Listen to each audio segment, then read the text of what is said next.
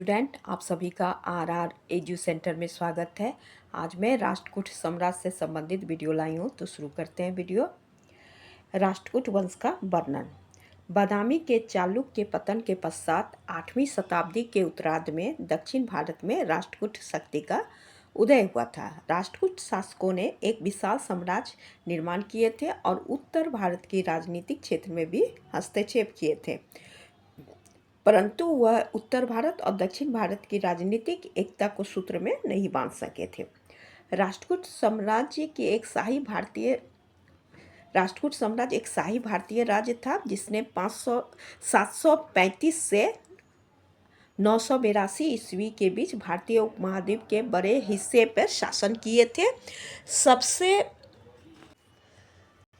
सबसे प्राचीन ज्ञात राष्ट्रकूट शिलालेख 7वीं शताब्दी का एक ताम्रपत्र है, जिसमें मध्य या पश्चिम भारत के शहर मानपुर से उनके शासनकाल का विवरण मिलता है। इसी काल के अन्य शासक का भी उल्लेख राष्ट्रकूट वंश के शिलालेख में मिलता है, जिसमें अचलपुर के राजा और कन्नौज शासक का नाम शामिल है। दंती दुर्ग। राष्ट्रकूट राज की स्थापना दंती दुर्ग ने की थी। यह बतापी के चालुक्य के सामंत थे। चालुक्य नरेश विक्रमादित्य द्वितीय के शासनकाल में इन्होंने एक सफल सैनिक अभियान का नेतृत्व किए थे, जिनकी वीरता और पराक्रम से प्रभावित होकर चालुक्य सम्राट ने इन्हें पृथ्वी बल्लभ और खरग अवलोक की उपाधि से विभूषित किए थे। दंती दुर्ग ने अंतिम चालुक्य सम्राट कीर्तिवर्मन द्वितीय को पराजित करके महाराष्ट्र पर अधिकार कर लिए। इन्होंने आधुनिक सोलापुर के निकट मानीखेट या मालखेर को अपनी राजधानी बनाए थे। इन्होंने कौशल, कलिंग, मालवा और लाट के शासकों को भी पराजित किए। इसके अलावा कांची के पल्लव को भी पर भी इन्होंने विजय प्राप्त की। दंती दुर्ग ने मालवा, कौशल और गुजरात के प्रदेश को अपने साम्राज्य में सम्मिलित किए थे। इन्होंने उज्जैन में हिरण्यगर्भ दान महायज्ञ किए थे, जिसमें प्रतिहार राजा नागभट्ट प्रथम द्वारपाल का काम किए थे। दंती दुर्ग ने महाराज धीराज, परमेश्वर और परम भट्टारक की उपाधि लिए थे। इनकी मृत्यु 756 ईस्वी में हो गई थी।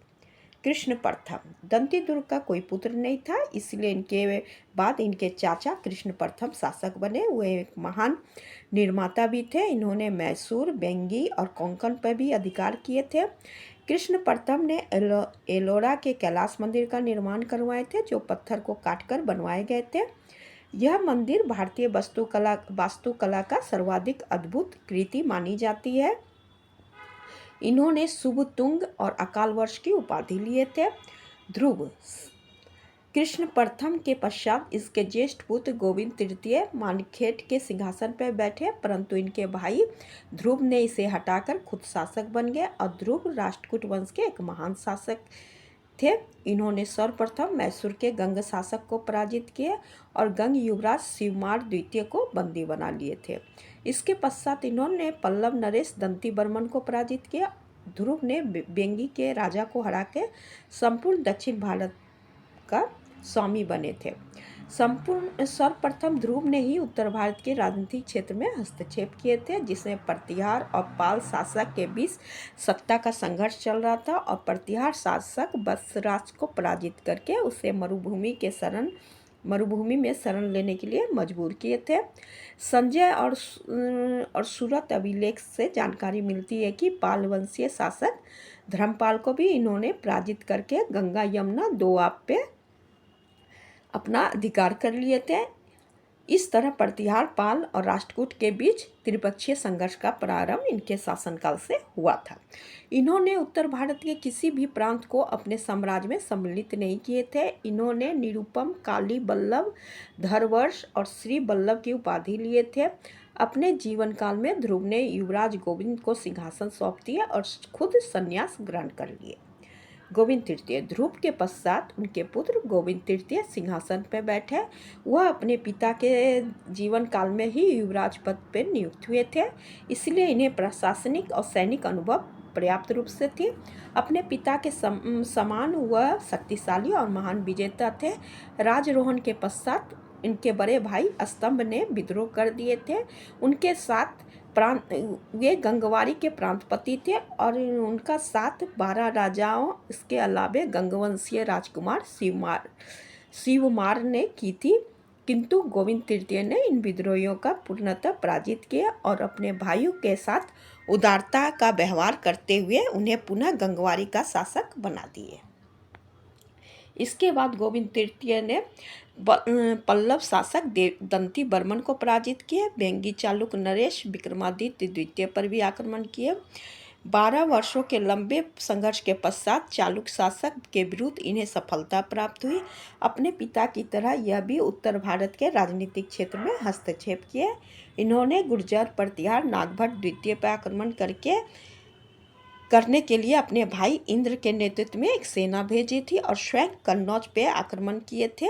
संजय ताम्रपत्र, पठारी स्तंभलेख और रत्नापुर अभिलेख से ज्ञात होता है कि राष्ट्रकूट सेना प्रतिहार शासक नागभट्ट को पराजित करके मालवा पर अधिकार कर लिए थे। कन्नौज के शासक चक्रायुध और बंगाल के शासक धर्मपाल ने भी गोविंद तृतीय की सेना के समक्ष आत्मसमर्पण कर दिए थे।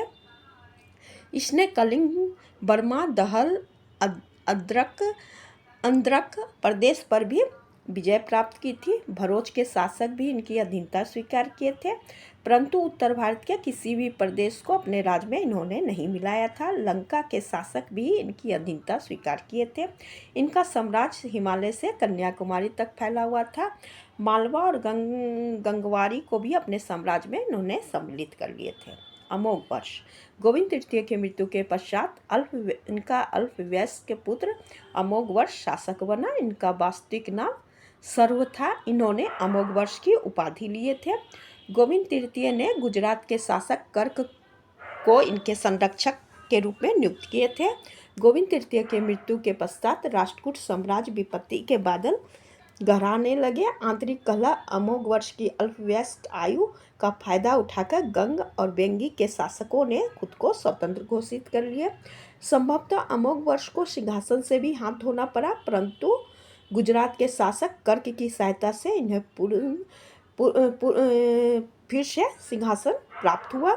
यह एक शांति प्रिय शासक थे। सैनिक अभियान की अपेक्षा साहित्य धर्म के प्रति इनकी विशेष रुचि थी। इन्होंने कवि राजमार्ग की नामक ग्रंथ की रचना की थी। जैन धर्म के प्रति इनकी रुचि थी। राष्ट्रकूट अभिलेख से ज्ञात होता है कि यह देवी महालक्ष्मी महाकाली के उपासक थे। जैन विद्वान इन्होंने महावीराचार्य और संकातायन को राजस्व प्रदान किए थे। कृष्ण द्वितीय। अमोघ वर्ष के पश्चात इसके पुत्र कृष्ण द्वितीय शासक बने। इनका अधिकांश समय युद्ध में व्यतीत हुआ। इन्हें अनेक आक्रमणों का सामना करना पड़ा। वैवाहिक संबंध के द्वारा दक्षिण भारत में इन्होंने अपने स्थिति को मजबूत किए थे। इन्होंने कलचुरी राजा कोक्कल प्रथम की पुत्री से विवाह किए। कलचुरी अभिलेख से ज्ञात होता है कि कोक्कल प्रथम की विपत्ति के समय में इन्होंने सहायता की थी। इन्होंने अपनी पुत्री का विवाह चोल शासक आदित्य प्रथम से किया था। इनके अभिलेख से ज्ञात होता है कि इन्होंने आंध्र, कलिंग, गंग, मगध, लाट, गुर्जर देश के शासक को पराजित किए थे, परंतु इसका दावा संदिग्ध प्रतीत होता है।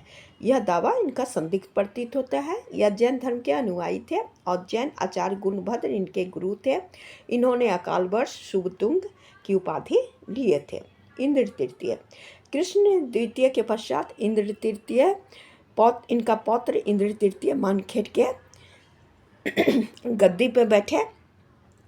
अपने पूर्वज की अपेक्षा पराक्रम और वीर सिद्ध हुए। इन्होंने गुर्जर प्रतिहार के सामंत परमार वंश के राजकुमार उपेंद्र को पराजित किए। इन्होंने कन्नौज पे आक्रमण किए, उस पर भी अधिकार किया और प्रतिहार शासक महिपाल को पराजित करके इंद्र तृतीय ने नित्यवर्ष, कृति नारायण, राजा मार्तंड आदि की उपाधि लिए थे।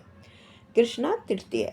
इंद्र तृतीय के पश्चात अमोघ द्वितीय गोविंद चतुर्थ राष्ट्रकूट के शासक बने, परंतु राष्ट्रकूट वंश के सिंहासन पे इन शासकों का कुछ खास उपलब्धि नहीं है।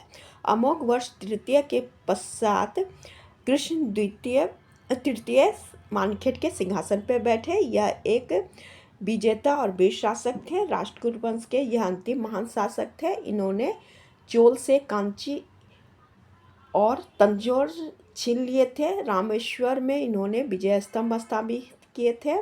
मंदिर का भी निर्माण करवाए थे। कृष्ण तृतीय ने पांड्य, चोल, चेर और सिंघल नरेश को पराजित किए थे। इन्होंने कलचुरी नरेश को भी पराजित किए थे। कृष्ण तृतीय के पश्चात राष्ट्रकूट शक्ति छिन्न भिन्न हो गई। मालवा के परमार शासक ने राष्ट्रकूट की राजधानी मानखेड़ पर अधिकार कर लिया। पश्चिमी चालुक्य तेलप द्वितीय ने अंतिम राष्ट्रकूट शासक कर्क द्वितीय को पराजित किया, जिनका शासनकाल 972 से 982 था। उन्हें पराजित करके राष्ट्रकूट सत्ता समाप्त करके पश्चिमी चालुक्य वंश की स्थापना किए थे। आज का वीडियो मेरा यहीं तक था। Thank you.